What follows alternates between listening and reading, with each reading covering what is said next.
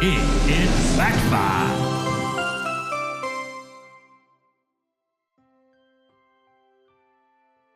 Martin Luther King Jr. was born on January 15, 1929 in Atlanta, a city in the southern US state of Georgia. Martin and his family were African American, and this meant that they were subject to lots of racist rules and laws called Jim Crow laws, which helped to enforce segregation and give black people fewer opportunities. These laws also made white people feel more empowered to act on their racist views. At 6 years old, Martin was told he wasn't allowed to play with his white friend anymore because his friend's father wouldn't allow it. But in his life, Martin would help lead the fight for civil rights and racial equality. Growing up, Martin was very clever, even skipping 2 years in school. Eventually, he graduated from Morehouse College with a degree in sociology, before completing further degrees, including a doctorate in theology.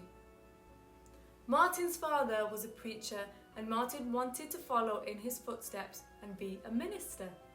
In 1955, Rosa Parks, a black lady, refused to give up her bus seat to a white man and was arrested. The black people in Rosa's home city of Montgomery, Alabama, took a stand and refused to take the buses anymore, sometimes walking miles and miles to get to school or work. It was Martin who led this boycott after he had been voted in to lead the MIA, the Montgomery Improvement Association, an organization set up following Rosa's arrest. After staging the protest for over a year, Rosa and Martin were successful, and segregation on buses in Montgomery ended. 2 years later, Martin was made the first president of the SCLC, the Southern Christian Leadership Conference. Born out of the Montgomery protest, the SCLC was and still is a civil rights-focused organization dedicated to nonviolent protest. Martin was a big admirer of Mahatma Gandhi, an Indian man whose peaceful protest had helped Indians gain independence from Britain, and he carried a similar philosophy into the protests and demonstrations he helped to organize. In 1963, Fred Shuttleworth, a leader of the civil rights movement in Birmingham, Alabama, requested that Martin and the SCLC visit the city and help end segregation. Together, they started a massive assault on the racist Jim Crow laws, staging sit-in protests and marches. Some protests were met with police brutality, attacking dogs and tear gas. Over 3,000 people were arrested for the involvement with the protests, one of them being Martin. While in jail, Martin wrote the now famous letter from Birmingham jail, his response to A Call for Unity, a letter written by 8 local white clergymen who disagreed with protesting and said people should try to get justice through the courts if they thought they were owed it. In his letter, Martin rejected this idea and defended the right to protest, saying that direct action was necessary and that injustice anywhere is a threat to justice everywhere. Martin was released from prison but was placed on an FBI list of extremists, and the authorities secretly recorded him and spied on his personal life. They even sent him a threatening letter.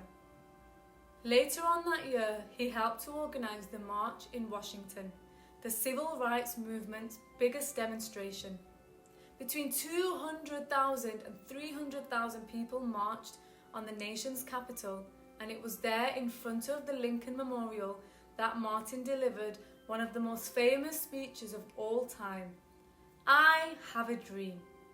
I have a dream, Martin said, that my 4 little children will one day live in a nation where they will not be judged by the colour of their skin, but the content of their character. Finally, Martin and his movement had a significant breakthrough. The Civil Rights Action of 1964 ensured that nobody could discriminate against race, colour, religion or sex. Further victories were won with the introduction of the Fair Housing Act and the Voting Act. Martin also received personal recognition for his work, winning the 1964 Nobel Peace Prize. In 1968, Bill Martin was shot and killed by an assassin. Though he only lived to be 39, Martin is considered one of the most important people in history for his work and commitment to fighting for a better, more equal USA. Though in truth, Martin never got to live the dream he spoke of on that day in Washington, and it's still a way off being realised for good. There's no doubting the progress that he helped cause through his peaceful protest and dedication to justice.